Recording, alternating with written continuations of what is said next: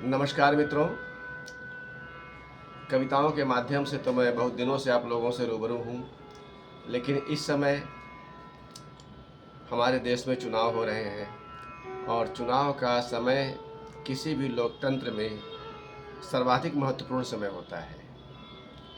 यद्यपि यह भी देखने में आता है कि हमारे ढेर सारे पढ़े लिखे समझदार लोग इसको छुट्टियों के रूप में लेते हैं और निहायत लापरवाही का परिचय देते हैं, पूर्ण उपेक्षा का परिचय देते हैं और फिर पूरे 5 साल तक सरकार को गरियाते हैं। खैर, आज निर्णय की घड़ी में शीर्षक से बार बार जो कुछ मैं आप लोगों के समक्ष प्रस्तुत कर रहा हूँ, उसमें आज का विषय है सोशल मीडिया या जो भी लिखा गया है, जो पढ़ाया गया है। बात अगर सोशल मीडिया की करें तो फिर मीडिया को भी ले लीजिए, और मीडिया की ही करें तो जो कुछ लिखा गया, जो कुछ पढ़ा गया, जो पढ़ाया गया, प्रचारित किया गया, स्थापित किया गया, उन बातों को भी ध्यान में दें तो बहुत सारी बातें स्पष्ट होती हैं।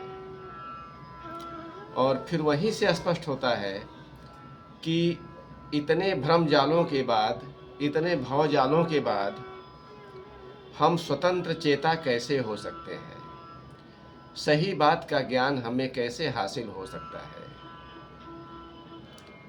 उपाय बड़ा सीधा सा है।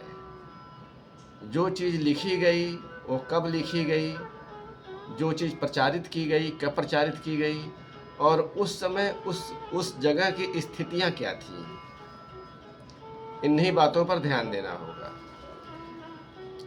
जैसे हमारे यहाँ प्रचारित किया गया कि भारत सपेरे और मदारियों का देश था, तो आराम से आप सवाल कर सकते हैं कि अगर ये सपेरे और मदारियों का देश था, यह एक ऐसा देश था जहाँ कोई कायदे का व्यवसाय नहीं था, कायदे का उद्योग नहीं था, तो विदेशी यहाँ क्या करने आए? क्या वो हमको दान देने आए थे, हमारा कल्याण करने आए थे? इस तरह इस झूठ की पोल खुल जाती है। इसी तरह कितने महान लोगों की बातें आती हैं, तो कितने महान लोगों के आप काम देखिए, पता लगेगा गाना तो बहुत गाया गया और उनका काम कहीं नज़र नहीं आता। तो इस तरह से खेल बहुत पहले से होते रहे हैं और आज तो बात ही मत पूछिए।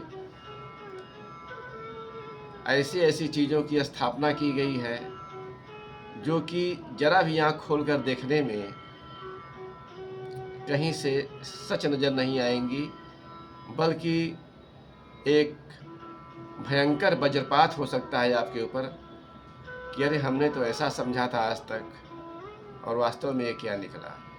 बस इसके लिए आपको दिमाग खोलने की ज़रूरत है और तात्कालिक स्थितियों से लिखे हुए से मिलान करने की ज़रूरत है।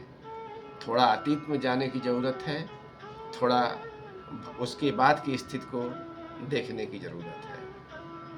खैर, इन बातों के साथ ज़रा सोशल मीडिया पर भी ध्यान दे लें। आज सोशल मीडिया की स्थिति ये है, तकनीक के चक्कर में, तकनीक के साथ के साथ या तकनीक का सहारा पाकर कि कई चीज़ों को कहीं से उठाकर कहीं जोड़ा जा सकता है, किसी तस्वीर को कहीं लगाया जा सकता है और इस तरह से कुछ का कुछ प्रस्तुत किया जा सकता है।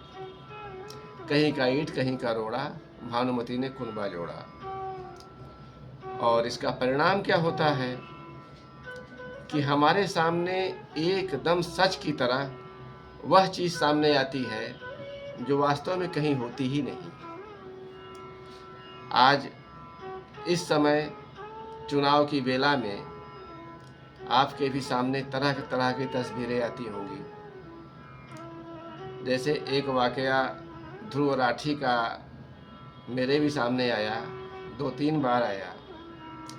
ये आदमी इतने तरीके से वीडियो बनाता है और इस तरह से इंद्रजाल खड़ा कर देता है कि एक बार तो आप उसमें फंस ही जाते हैं, और अगर अपनी बुद्धि के तार आप नहीं छेड़ते तो उसमें हमेशा के लिए फंसे रह भी सकते हैं। इसी तरह कुछ तस्वीरें, कुछ वीडियो, उनका कोई अंश काट के कहीं चिपका दिया गया, जिसके माध्यम से प्रधानमंत्री द्वारा राष्ट्रपति के अपमान की बात भी साबित कर दी गई। कोई वक्तव्य कहीं कर दिया गया और किसी ऐसे आदमी से जोड़ दिया गया जो कि उस आदमी ने कभी कहा ही नहीं। तो इस तरह की चीज़ें चल रही हैं। तो ऐसे में ज़रूरी होता है कि हम इत्मीनान से चीज़ों को साफ साफ देखें। जो कहा गया, जो दिखाया गया वो अपनी जगह ठीक है। जो कहा गया, दिखाया गया वो अपनी जगह ठीक है, उसको ठीक ही मान लें, लेकिन बस उसको देख करके उसी में गुम न हो जाए, उसको परम सत्य न मान लें, उस पर सवाल उठाएं और अपने आसपास, अपने अतीत को, अपने वर्तमान को साफ नज़रों से देखें, तब बात समझ में आती है। इन सब बातों के बाद अंतिम बात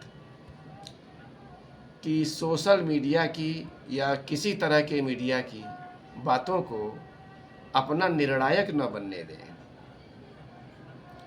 क्योंकि आज भयंकर अर्थयुग है, सब कुछ बिकता है।